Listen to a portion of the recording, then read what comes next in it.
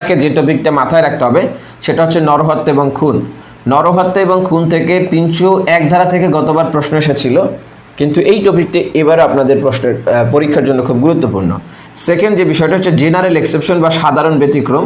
সাধারণ ব্যতিক্রমের মধ্যে দুইটা পার্ট, যে পার্টটাই হচ্ছে আপনার সেলফ ডিফেন্সের বিষয় যেগুলো আছে, সেই সেলফ ডিফেন্সের বিষয়টা খুব গুরুত্বপূর্ণ, অর্থাৎ সেকশন 96 থেকে 106 ধারার বিষয়টা বেশি গুরুত্বপূর্ণ।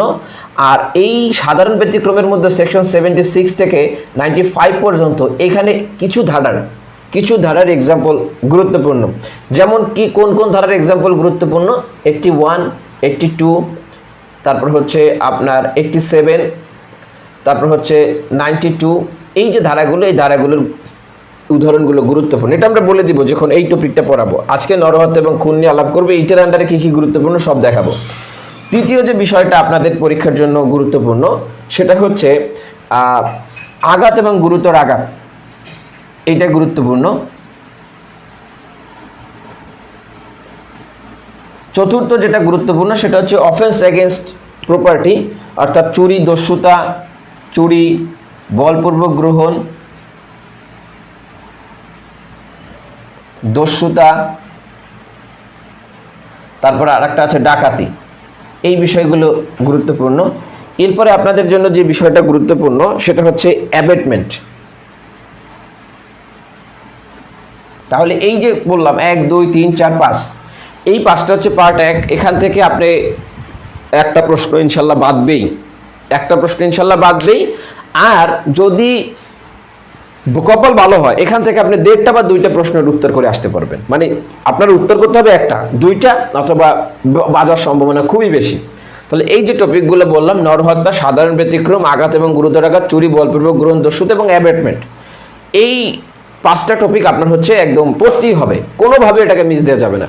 পার্ট 2তে আমরা কিছু বিষয় রেখেছি, যে বিষয়গুলো আপনার হচ্ছে মোটামুটি আপনাকে পড়ে যেতে হবে বা পড়ে যাওয়া উচিত। এইগুলো কি? একটা হচ্ছে অবৈধ বাধা, আটক, ক্ষতি, এই বিষয়গুলো। আর আরেকটা যে বিষয় বললাম সেটা হচ্ছে আপনার প্রতারণা, জালিয়াতি, ফোর্স অ্যাসাল্ট, প্রতারণা, জালিয়াতি। আরেকটা হচ্ছে ওই যে আক্রমণ। এই যে বিষয়গুলো আছে, এই 2টা হচ্ছে আপনাকে পড়তে হবে, ঠিক আছে? তাহলে এই বিষয়গুলো পড়লে আপনার যে রিটেনের প্রিপারেশনটা সেটা মোটামুটি শেষ।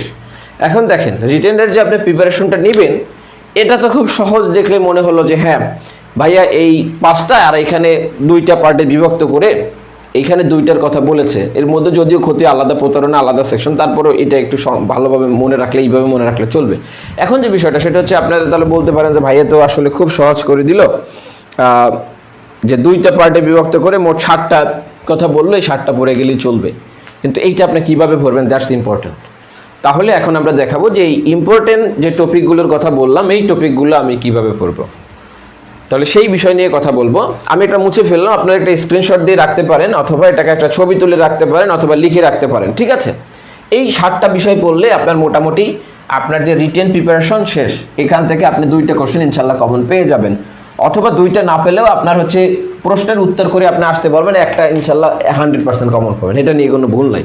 এখন দেখেন যে বিষয়টা সেটা হলো এই টপিকগুলো আপনি কিভাবে পড়বেন, দ্যাটস ইম্পর্টেন্ট। এখন দেখেন, একটা টপিক পড়ার ক্ষেত্রে আপনাকে ওই যে বললাম গতকালকের ক্লাসে যেটা দেখাইলাম, যে বার কাউন্সিলের প্রশ্নগুলো আপনাকে মনে রাখতে হবে যে এই 7 ধরনের কোশ্চেন হয়, এই 7 ধরনের কোশ্চেনের উপর ভিত্তি করে আমাকে টপিক সিলেক্ট করতে হবে, ঠিক আছে?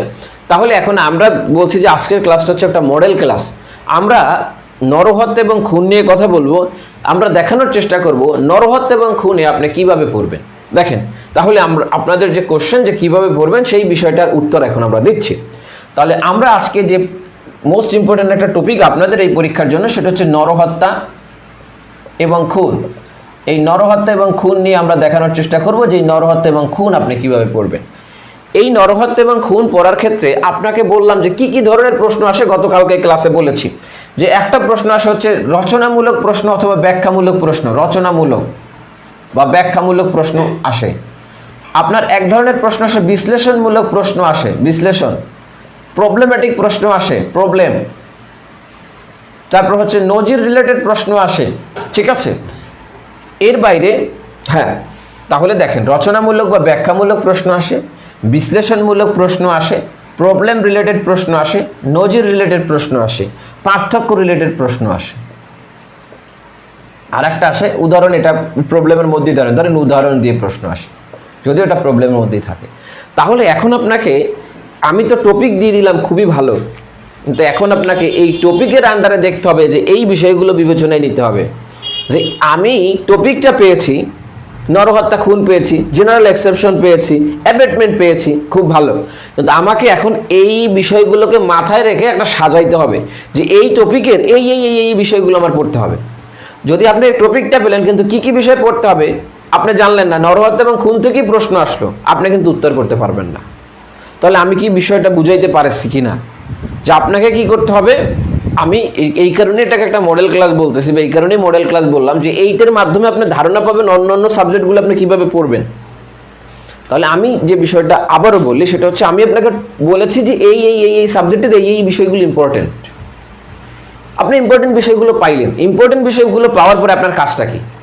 আপনার কাজটা হচ্ছে বার কাউন্সিল যে এই প্যাটার্নের কোশ্চেন করে, এই ধরনের প্রশ্ন করে, তাহলে এই টপিকের এই ধরনের কি কি বিষয় ইম্পর্টেন্ট এইটাকে আইডেন্টিফাই করা হচ্ছে আপনার কাজ।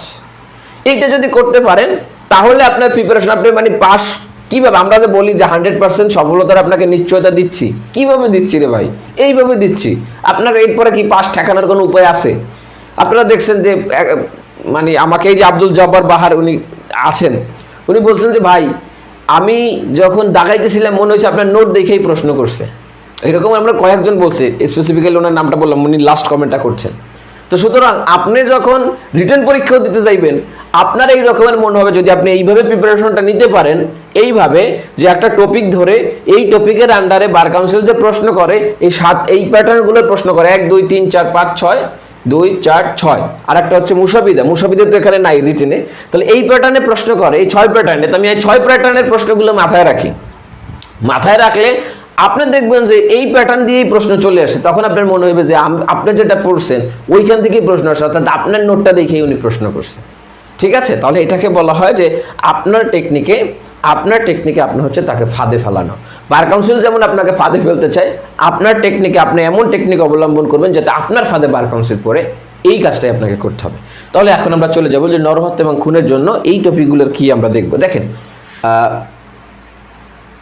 এই যে কাউসার জাহান তন্নি, উনি হাইকোর্টের একজন আইনজীবীর ওয়াইফ, উনি বলছেন যে 30 মিনিট ওনার এক্সাম শেষ হলো।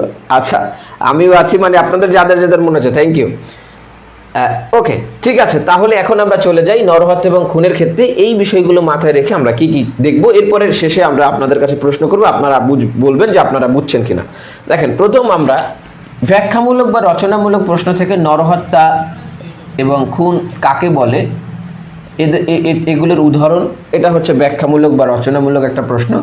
সেকেন্ড হচ্ছে আর একটা প্রশ্ন আসতে পারে, সেটা হচ্ছে নরহত্যা কখন খুন, নরহত্যা কখন খুন, কখন খুন নয়, এটাও একটা ব্যাখ্যামূলক কোশ্চেন। তাহলে নরহত্যা এবং খুন থেকে আপনাকে এই ব্যাখ্যামূলক কোশ্চেনগুলো পড়তে হবে। এর বাইরে একটা প্রশ্ন আসতে পারে ব্যাখ্যামূলক, সে নরহত্যা হচ্ছে 3, খুন নরহত্যার একটি শাখা, খুন নরহত্যার একটি শাখা, ব্যাখ্যা করুন। এটা হচ্ছে একটা ব্যাখ্যামূলক কোশ্চেন। এরপরে আপনারা জানেন যে ইংরেজি টার্ম থেকে কোশ্চেন আসে ব্যাখ্যামূলক, ঠিক আছে। তাহলে ইংরেজি টার্ম থেকে যে ব্যাখ্যামূলক কোশ্চেন আসে, এটা যে কথা বললাম এইগুলো থেকে এইগুলোর ইংরেজি ভার্সন আসতে পারে যে culpable homicide amounting to murder, when culpable homicide amounting to murder, এটাকে এক্সপ্লেইন ইট, এটা আসতে পারে। যে নরহত্যা কখন খুন, আমি আর ইংরেজিটা লিখলাম না, বাট বলে দিলাম যে ব্যাখ্যামূলক প্রশ্নে এইভাবে আসতে পারে, যে এক্সপ্লেইন ইট। হ্যাঁ, তাহলে দেখেন এইগুলো হচ্ছে আপনার ব্যাখ্যামূলক প্রশ্নের ক্ষেত্রে এই পয়েন্টগুলো, নরহত্যা এবং খুন থেকে এই পয়েন্টগুলো আপনাকে মনে রাখতে হবে, এটা হচ্ছে ব্যাখ্যা থেকে। এরপর আসে বিশ্লেষণ এবং প্রবলেম থেকে আপনার কি কি বিষয় মনে রাখতে হবে। বিশ্লেষণ, প্রবলেম এবং নজির থেকে আপনাকে যে বিষয়টা মনে রাখতে হবে সেটা হচ্ছে, দেখেন 4, বিশেষ আইনের ক্ষেত্রে, বিশেষ আইনে বিচারে 302 ধারায় দণ্ড দেওয়া যায় কিনা, 302 ধারায় দণ্ড, ঠিক আছে, তাহলে বিশেষ আইনে বিচার করছে, বিচার করে পেনাল কোডের 302 ধারায় দণ্ড দেওয়া যায় কিনা, এটা হচ্ছে একটা বিশ্লেষণমূলক কোশ্চেন, অথবা এটাকে বলতে পারেন একটা নজিরমূলক কোশ্চেন। ঠিক আছে, অথবা এখান থেকে প্রবলেমেটিকও দিতে পারে। ঠিক আছে, এক। এরপর পঞ্চম যে বিষয়টা আপনাকে মাথায় রাখতে হবে সেটা হচ্ছে যদি আপনার হত্যা প্রমাণে বা খুন প্রমাণে লাশের আবশ্যকতা আছে কিনা, যে লাশ পাইতে হবে কিনা, লাশের আবশ্যকতা, এটাও একটা বিশ্লেষণমূলক প্রশ্ন। এরপর ষষ্ঠত যে বিশ্লেষণমূলক বা বিশ্লেষণ, প্রবলেম, নজির, এই তিনটা আমরা একত্রে আলাপ করতেছি। এই বিষয়গুলো দেখলে যেভাবে আসুক না কেন আপনি পারবেন। এরপর যে বিষয়টা সেটা হচ্ছে অবস্থানগত সাক্ষ্যের উপর ভিত্তি করে দণ্ড দেওয়া যায় কিনা, যে খুনের দণ্ড বা নরহত্যার দণ্ড অবস্থানগত সাক্ষ্যের উপর ভিত্তি করে দেওয়া যায় কিনা, এটাও বিশ্লেষণ চাইতে পারে আপনাকে, অথবা নজির, অথবা আপনাকে এই রিলেটেড এটার উপর বেস্ট করে প্রবলেম আসতে পারে। এরপর যে বিষয়টা সেটা হচ্ছে যদি কাউকে গণপিটুনিতে হত্যা, এইটা খুব ইম্পর্টেন্ট। কেন ইম্পর্টেন্ট? আপনারা যেটা মব জাস্টিস এখন দেখতেছেন, জুডিশিয়ারিতে দেখেন 17তম জুডিশিয়ারিতে একটা প্রশ্ন এসেছিল মব জাস্টিস নিয়ে। ঠিক আছে, এখন দেখেন যে একজন ব্যক্তিকে চোর বলে গণপিটুনিতে মেরে ফেলা হচ্ছে, বা এই ধরনের মব জাস্টিস দেখা যাচ্ছে। এই কোশ্চেনটা আসতে পারে যে যদি কাউকে গণপিটুনিতে হত্যা করা হয়, সেই গণপিটুনির হত্যা এটা আসলে কি হবে, খুন হবে নাকি নরহত্যা হবে, এটা নিয়ে বিশ্লেষণ, প্রবলেম, যে কিছুই আসতে পারে। এরপর যে বিষয়টা সেটা হচ্ছে আপনারা স্পেসিফিক্যালি যেটা গতকালকে একটা বই নিয়ে কথা বলছিলাম, যে বিচার প্রক্রিয়া, এটা নিয়ে কিছু কনসেপ্ট পাবেন। সেই কনসেপ্টটা হচ্ছে আপনার কোনো ব্যক্তি যদি দীর্ঘদিন পর মৃত্যুবরণ করে, দীর্ঘদিন পর, অর্থাৎ একজন ব্যক্তিকে আপনি খুনের জন্য মেরেছেন, তিনি 15 দিন পরে মারা গেছে, তাহলে দীর্ঘদিন পর মৃত্যু হলে এই মৃত্যুটা এটা কি নরহত্যা হবে নাকি খুন হবে, এটা খুব খুব ইম্পর্টেন্ট। বিচার প্রক্রিয়া আপনারা পাবেন, বিচার প্রক্রিয়ায় যে চার্জ গঠনের অধ্যায় আছে 299 300 ধারার, এইখানে পাবেন। এরপর যে বিষয়টা সেটা হচ্ছে 9 নম্বর পয়েন্ট। 9 নম্বর পয়েন্টে বিশ্লেষণ, নজির বা প্রবলেম নিয়ে আমরা আরেকটা বিষয় নিয়ে কথা বলবো। সেটা হচ্ছে যে আপনার কখন 304 ধারার পার্ট 1 এবং পার্ট 2-তে সাজা দিব। কখন 304 ধারায় কিন্তু আপনি যদি নরহত্যা করেন, 299 ধারায় অপরাধ সংগঠন করেন, তাহলে এটা সাজা দেওয়া হয় কত ধারায়? 304 ধারায়। এখন 304 ধারার কিন্তু আবার দুইটা পার্ট, একটা হচ্ছে পার্ট 1 আর একটা হচ্ছে পার্ট 2। আপনি চাইলেই 304 ধারার স্পেসিফিক্যালি বলতে হবে আপনি কোন পার্টে সাজা দিচ্ছেন। তাহলে 304 ধারার পার্ট 1-এ আপনি কোন অপরাধের সাজা দিবেন, পার্ট 2-তে কোন অপরাধের সাজা দিবেন, এটারও হচ্ছে বিশ্লেষণটা এই বিচার প্রক্রিয়া থেকে নেয়া, এটাও পাবেন। এটা ভেরি ভেরি ইম্পর্টেন্ট। এর বাইরে আমরা আরো একটা বিষয় দেখতে পারি, সেটা হচ্ছে এক ব্যক্তিকে হত্যা করতে গিয়ে অন্য ব্যক্তিকে হত্যা।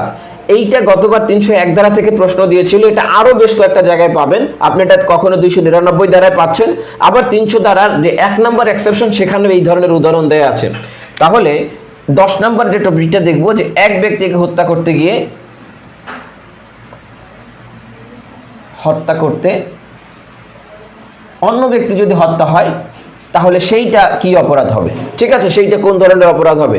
গতবার 301 ধারাতে আপনি বলতে পারেন যে ভাই এটা তো গতবার এসে, নো, এটা শুধু গতবার এসেছে 301 ধারা থেকে। এর বাইরে আপনি 299 ধারা এবং 300 ধারার এক্সেপশন 1-এ এই ধরনের উদাহরণ পাবেন। ঠিক আছে, এর বাইরে আরো বলে যে বিচার প্রক্রিয়া এই ধরনের একটা উদাহরণ আছে যেটাকে অন্যভাবে আইডেন্টিফাই করা হচ্ছে 301 ধারার আঙ্গিকে না।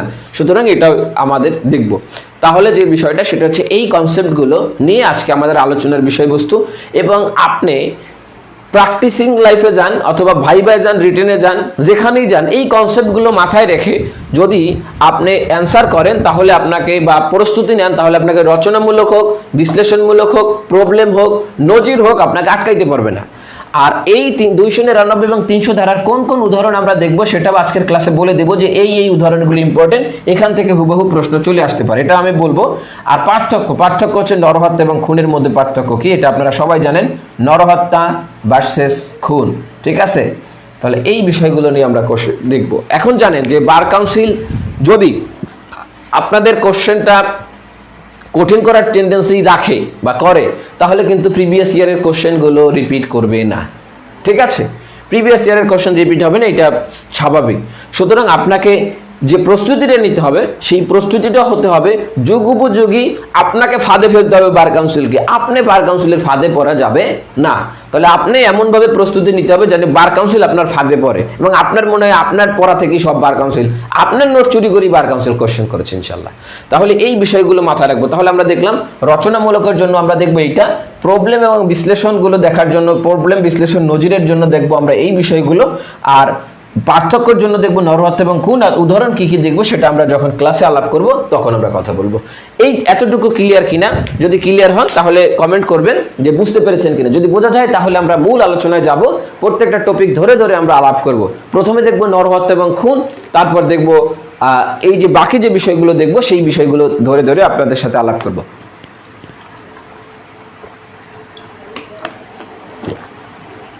ওকে, বুঝতে পেরেছেন কিনা, কোশ্চেন আছে কিনা? দেখেন, রিটেন প্রস্তুতি সেই গতানুগতিকভাবে রিটেন প্রস্তুতি নিয়ে লাভ নাই। আপনারা অনেকে বলেন যে স্যার 2বার ফেল করছি রিটেনে, ফোন দিয়ে বলেন স্যার 2বার ফেল করছি রিটেনে স্যার, আবার প্রিলি দিয়ে আবার আসছি স্যার। আবার অনেকে বলেন স্যার 3বার 4বার ফেল করছি স্যার। কারণ আপনাকে প্রস্তুতিটা এমনভাবেই নিতে হবে যাতে বার কাউন্সিল আপনার ফাঁদে পড়ে। তাহলে এইভাবে আমি বললাম যে আমার কাছে যে পড়তে হবে ব্যাপারটা এমন আমি বলি না, আমি বলতেছি যেটা বলতে চাচ্ছে সেটা হচ্ছে আপনি তো প্রথম ইম্পর্টেন্ট এই বিষয়গুলো সাজাইলেন যে এই বিষয়গুলো আমার ইম্পর্টেন্ট, এরপরে আপনি বার কাউন্সিলের প্রশ্নগুলো বিবেচনায় নিয়ে আপনি কি করবেন, এই রকমের কিছু টপিক সিলেক্ট করবেন। ঠিক আছে, যে আমি রচনামূলকের জন্য এটা পড়বো, বিশ্লেষণের প্রবলেমের জন্য আমি এইটা পড়বো, পার্থক্যের জন্য এইটা পড়বো, আর বললাম যে ওই একটা বই আপনাকে পড়তে হবে, ওইটা থেকে আমি এইটা পড়বো। যখন এইটা আপনি সাজাইতে পারবেন তখন আপনি হচ্ছে প্রিপারেশনটা আপনার একদম যুগ উপযোগী প্রিপারেশন হবে। আপনারা এখনো 170+ স্টুডেন্ট আমাদের সাথে যুক্ত আছেন। আপনারা যারা এখনো শেয়ার দেন নাই দয়া করে শেয়ার দিয়ে ডান লিখবেন, আর আপনাদের বন্ধু যারা আছেন প্রিপারেশন নিচ্ছেন রিটেনে তাদেরকে মেনশন দিতে পারেন। আর যে বিষয়টা বলবো সেটা হচ্ছে এই প্রত্যেকটা সাবজেক্টের এইভাবে বিশ্লেষণ করে কি কি আপনার পড়তে হবে, আপনার কিভাবে পড়বেন এই প্রশ্ন তার থাকবে না, এই রকমের আমরা হচ্ছে আপনাদেরকে পড়াবো। তো সুতরাং হচ্ছে আপনারা এই যে যদি আমাদের সাথে যুক্ত হতে চান তাহলে 45 ডেজের প্যাকেজে আপনারা যুক্ত হতে পারেন, উপরোক্ত দেওয়া নাম্বার অথবা ইনবক্সে নক দিতে পারেন। ঠিক আছে, একটা বেস্ট জার্নি ইনশাল্লাহ আপনাদের সাথে হবে 45 ডেজের প্যাকেজে। আর একটা বিষয় বললো, যারা অফলাইনে করতে চান আগামীকালকে এবং পরশু অফলাইনে ফ্রি ক্লাস আছে, আগামীকাল এবং পরশু 28 এবং 29 এপ্রিল সিপিসি সিআরপিসি, সেখানে এরকম ইম্পর্টেন্ট টপিক বলে দেওয়া হবে। সেই টপিকের আন্ডারে আপনি কি কি পড়বেন এই রকমের বলে দেওয়া হবে, যে কোনো একটা টপিক ধরে আপনাকে হেল্প করার মানসিকতা নিয়ে 28 এবং 29 এপ্রিল আগামীকাল G20 number room RS home সেন্টারের G20 নাম্বার রুমে আমাদের ফ্রি ক্লাস, আপনি যুক্ত হতে চাইলে আসতে পারেন। ঠিক আছে, আপনি এবং আপনার বন্ধুদের নিয়ে আসতে পারেন। আচ্ছা, কোনটা কোটার জন্য বললাম, 1 থেকে 3 বিশ্লেষণের জন্য, 1 থেকে 3 ব্যাখ্যামূলক, 4, 5, 6, 7, 8, 9, 10 এগুলো সব বিশ্লেষণেও আসতে পারে, প্রবলেমেও আসতে পারে, নজিরেও আসতে পারে। 11 নাম্বারটা পার্থক্য আর উদাহরণ আমরা দেখবো যে কি কোনটা। তাহলে প্রথম 3টা রচনামূলকের জন্য 4, 5, 6, 7, 8, 4 থেকে 10 পর্যন্ত বিশ্লেষণ, প্রবলেম, নজির 3টা থেকে আসতে পারে। আর পার্থক্য হচ্ছে 11, আর উদাহরণটা আমরা কোন কোন উদাহরণ আপনি পড়বেন সেটা আমরা ক্লাসে বলে দেব। ঠিক আছে, যারা শেয়ার দিয়ে ডান লিখেছেন অসংখ্য ধন্যবাদ। অফলাইন ক্লাসে যুক্ত হতে চাইলে 28 এবং 29 তারিখ চলে আসেন, অনলাইন বা অফলাইনে আপনি যেখানে আছেন জুরিস্ট একাডেমি আপনার সাথে আছে। আর আপনারা যারা 45 ডেজের প্যাকেজে অনলাইনে যুক্ত হতে চান তারা উপরের নাম্বারে যোগাযোগ করতে পারেন। ওকে, তাহলে এখন আমরা একটু খুন এবং নরহত্যা নিয়ে দেখি। দেখেন, এটা অনেকে অনেকভাবে বুঝায়, আমি আপনাকে আজকে একটু বোঝানোর চেষ্টা করি, দেখি আপনি বুঝেন কিনা বা আমি বুঝাইতে পারি কিনা। দেখেন, এবং আপনারা বলবেন যে আসলে বুঝছেন কিনা। খুন এবং নরহত্যার মধ্যে যে কনসেপ্টগুলো, এই কনসেপ্টগুলো হচ্ছে কাছাকাছি কনসেপ্ট, অর্থাৎ একটা থেকে আরেকটা পার্থক্য করা খুব ডিফিকাল্ট। তাহলে আমরা এখন প্রথম দেখি খুন কাকে বলে এবং নরহত্যা কাকে বলে। এই দুইটা পাশাপাশি রেখে আমরা ব্যাখ্যা করলে আপনি দুইটার মধ্যে স্বাভাবিকভাবে একটা পার্থক্য বুঝতে পারবেন বা পার্থক্য পাবেন। ঠিক আছে, তাহলে এই দুইটা আমরা পাশাপাশি রেখে একটু আলাপ করি, আলাদা আলাদাভাবে আলাপ না করে। দেখেন, খুন এবং নরহত্যা, প্রথমে যদি খুন হতে হয় সেই ঠিকানা হচ্ছে G20 number room RS home centre, এটা হচ্ছে ফার্মগেট, গ্রিন রোডে এটা অবস্থিত, এশিয়া প্যাসিফিক বিশ্ববিদ্যালয়ের পাশে। ওকে, থ্যাংক ইউ যারা যুক্ত আছেন বা যুক্ত। এখন আমরা একটু দেখি খুন এবং নরহত্যা। দেখেন, খুন এবং নরহত্যার যে বিষয়টা সেটা হচ্ছে আপনাকে খুন হতে হলে প্রথম এটা আগে নরহত্যা হতে হবে। তাহলে একটা খুন হতে হলে এটা একটা নরহত্যা হতে হয়। এই নরহত্যা আবার প্রথম হচ্ছে হত্যা। তাহলে দেখেন, প্রথম আগে তো একটা হত্যা সংগঠন হতে হবে। তাহলে যেই হত্যা যে একটা সংগঠন হলো, সেই হত্যাটা একটা হতে পারে অপরাধমূলক হত্যা হতে পারে, আর একটা হচ্ছে যে হত্যাটা অপরাধ নয়, তাহলে একটা হতে পারে যেটা অপরাধমূলক, অথবা হতে পারে অপরাধ নয়। অপরাধ নয় কোনগুলো? যেমন একজন ব্যক্তিকে আদালতের রায় অনুযায়ী ফাঁসি দেওয়া হলো, এটাও তো একটা হত্যা। এটা কি অপরাধ? না, এটা অপরাধ নয়। জেনারেল এক্সেপশনের যে আন্ডারে যদি কেউ হত্যা হয়ে যায়, তাহলে এটা কি অপরাধ? না, এটা অপরাধ নয়। রাইট টু প্রাইভেট ডিফেন্সের 10টা ক্ষেত্রে আপনাকে হত্যাটার বিষয়টা স্বীকৃতি দিয়েছে, তাহলে এটা কি অপরাধ? না, এটা অপরাধ নয়। তাহলে যে বিষয়টা বললাম সেটা হচ্ছে যে কোন কোন ক্ষেত্রে, কিছু কিছু ক্ষেত্রে দেখা যায় আপনি হত্যা হয়েছে কিন্তু হত্যাটা কি হচ্ছে না, অপরাধ হচ্ছে না, এই রকমের কিছু বিষয় আমি বলেছি। যেমন ফাঁসির আদেশ দিলে হত্যা, যদি দেখা যায় যে জেনারেল এক্সেপশনের আন্ডারে হত্যা, তারপর হচ্ছে right two private defence exercise করতে গিয়ে 10টা এক্সেপশন, 10টা যে বিষয়বস্তু আছে ওই ক্ষেত্রে হত্যা, তাহলে এইগুলো কি নয়, অপরাধ নয়। অপরাধ হতে পারে, এই অপরাধটা আবার 2 প্রকার, মানে আমি কিন্তু সংক্ষেপে আলাপ করতেছি। একটা হচ্ছে নিন্দনীয় নরহত্যা, আর একটা হচ্ছে খুন। তাহলে দেখেন, এই খুন হতে হলে আগে কি হতে হবে, নিন্দনীয় নরহত্যা হয়ে তারপর খুনে আসতে হবে। তাহলে দেখেন, একটা কাজ যদি একজন মানুষকে কেউ মারে, তাহলে এটা হতে পারে হত্যা, হতে পারে এটা অপরাধজনক নয়, হতে পারে অপরাধমূলক, হতে পারে সেটা খুন, হতে পারে সেটা নরহত্যা। এখন আমাদের কাছে কোশ্চেন যে কখন তাহলে কোনটা খুন, কখন তাহলে কোনটা নরহত্যা। ওকে, তাহলে আমরা এই আলোচনায় চলে যাই। ক্লাস কয়টা থেকে? অফলাইন ব্যাচের আগামীকাল এবং পরশু যে ক্লাস, এই ক্লাসটা বিকাল 3টা থেকে। আগামীকালকে অফলাইনে যারা যুক্ত হতে চান ক্লাসে বিকাল 3টা থেকে আরএস হোম সেন্টারের G20 নিচতলার 20 number room, RS home centre, Asia Pacific বিশ্ববিদ্যালয়ের পাশের যে ভবনটা। যারা শেয়ার দিয়েছেন অসংখ্য ধন্যবাদ, এক্সেলেন্ট প্রেজেন্টেশন বলেছেন ইয়াসমিন আক্তার, ওকে, থ্যাংক ইউ। এখন আমরা চলে যাই, তাহলে দেখি খুন কাকে বলে, নরহত্যা কাকে বলে। আশা এটাকে মনে হয় বুঝেছেন, এটা কঠিন কিছু না। তাহলে এখন আমরা একটু দেখি খুন কাকে বলে, নরহত্যা কাকে বলে। দেখেন, নরহত্যা এটাকে বলা হয় কালপাবেল হোমিসাইড বা নিন্দনীয় নরহত্যা, যেখানে আপনার একটা নিন্দা থাকবে। আর একটা যে বিষয়টা সেটা হচ্ছে খুন। তাহলে এই খুনের সংজ্ঞা প্রদান করা হচ্ছে 300 ধারায়, আর নরহত্যার সংজ্ঞা প্রদান করেছে 299 ধারায়। এখন দেখেন, আমরা একটু সংজ্ঞাটা দেখি। প্রথমে একটু নরহত্যা কি বলেছে দেখেন। নরহত্যার প্রথমে বলছে আপনি হত্যা করার অভিপ্রায় নিয়ে যদি কোনো কাজ সংগঠন করেন, তাহলে কি আছে, কাউকে হত্যার অভিপ্রায় নিয়ে যদি কাজ হয় সেটা নরহত্যা হবে। দ্বিতীয় যে বিষয়টা বলেছে নরহত্যার ক্ষেত্রে, আমি সংক্ষেপে লিখতেছি, ঠিক আছে। দ্বিতীয় যে বিষয়টা বলেছে শারীরিক জখম যা সম্ভবত মৃত্যু ঘটাবে। তাহলে এমন শারীরিক জখম করেন, তাহলে দেখেন আপনার কিন্তু প্রথমে আপনার অভিপ্রায় আছে তাকে হত্যা করার। দ্বিতীয় কাজে কিন্তু বলছেন না, আপনার অভিপ্রায় থাকার প্রয়োজন নয়। আপনার শারীরিক জখম যেটা সম্ভবত মৃত্যু ঘটাবে, আপনার অভিপ্রায় দ্যাটস নট ইম্পর্টেন্ট। এখানে ইম্পর্টেন্ট হচ্ছে শারীরিক আঘাত করছেন, যে শারীরিক আঘাতটা মৃত্যু ঘটানোর সম্ভাবনা আছে কিনা এটা দেখার। তাহলে দেখেন, যেটাখানে আমরা বলছি যে শারীরিক জখম যেটা সম্ভবত মৃত্যু ঘটাবে, তাহলে এই শারীরিক জখমটাকে, ওটাকে আমরা নরহত্যা বলি বা নরহত্যা বলেছি। 3, কেউ মিস করেন না ক্লাসটা, আজীবন কাজে লাগবে। আপনারা বিভিন্ন জায়গায় নরহত্যা এবং খুনের পার্থক্য বুঝেছেন, আজকে একটু বোঝার চেষ্টা করেন। আশা করি যে আপনার এটা এক্সেপশনাল মনে হবে এবং আপনার মনে থাকার মতো মনে হবে এবং আপনার ভালো লাগবে, ঠিক আছে, বুঝতে পারবেন আশা করি। 3 নম্বরে যে বিষয়টা বলেছে, 3 নম্বরে বলেছে সম্ভবত মৃত্যু ঘটাতে পারে জেনে কাজ। সম্ভবত মৃত্যু ঘটাতে পারে জেনে কাজ। এখন দেখেন, এখানেও কিন্তু আপনার ইন্টেনশন থাকা না থাকা এটা ইম্পর্টেন্ট না। ইম্পর্টেন্ট হচ্ছে যে কাজটা করা হয়েছে সেটা সম্ভবত মৃত্যু ঘটানোর মতো ঝুঁকি তৈরি করেছে কিনা, এইখানে এটা ইম্পর্টেন্ট। এখানেও আপনার ইন্টেনশন কিনা, ইন্টেনশন ইম্পর্টেন্ট না। আচ্ছা, আপনারা খুব প্রশংসা করতেছেন, থ্যাংক ইউ। আপনারা যারা ভালো লাগতেছে অবশ্যই আপনাদের ফ্রেন্ডদেরকে একটু মেনশন দেন, তাদেরকে একটু যুক্ত করেন আমাদের সাথে, এবং লাইকটা একটু শেয়ার দিয়ে ডান লেখেন, ঠিক আছে। আপনি উপকৃত হন, অন্যরা উপকৃত হোক। এরপরে আমরা যাই খুনের আলোচনায়। খুন দেখেন, খুনে আপনার আপাতত কিছু বোঝার দরকার নাই, আপাতত শুধু এই 3টা পয়েন্টই লেখেন। খুনের প্রথমে বলছে অভিপ্রায় নিয়ে যদি আপনি হত্যা করেন তাহলে সেটা খুন। দেখেন মিলে যাচ্ছে কিন্তু, তাহলে এখানে অভিপ্রায় আছে, এখানে অভিপ্রায় আছে, তাই তো মিলে যাচ্ছে। তারপরে আমরা পার্থক্য করব, সমস্যা নাই, একটু ওয়েট অ্যান্ড সি। 2 নম্বরে বলছে যে আপনি মৃত্যু ঘটাতে পারে বলে জানা থেকে, তাহলে আপনি এমন শারীরিক জখম করেন বা এমন আঘাত করেন বা শারীরিক জখম করেন, এমন শারীরিক জখম যেখানে কি আছে, মৃত্যু ঘটাতে পারে বলে আপনার জানা আছে, এটা খুন।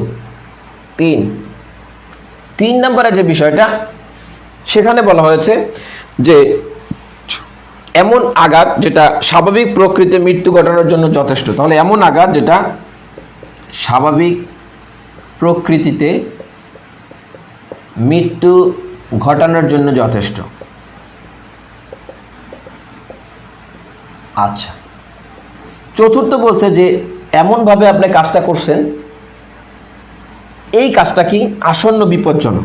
তাহলে আপনি যে কাজটা করছেন সেটা আসন্ন বিপজ্জনক। এই বিপজ্জনক কাজটা কি হয়েছে? বিপজ্জনক কাজটা যেটা